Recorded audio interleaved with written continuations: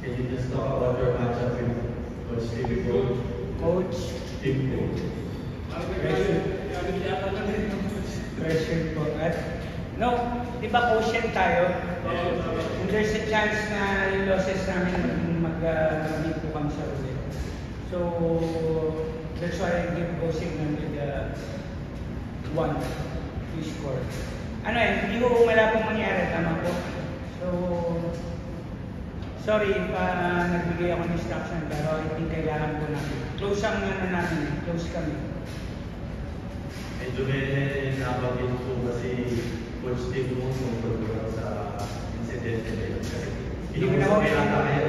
Hindi ko na inintindi. Tumawa na lang po ako.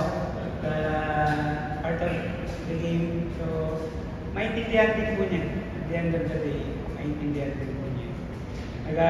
Even Bob Al, sorry naman ako. I explained to Bob Al na yung natin ngayon, rolling ocean tayo, no knockout, diba? So, importante every place.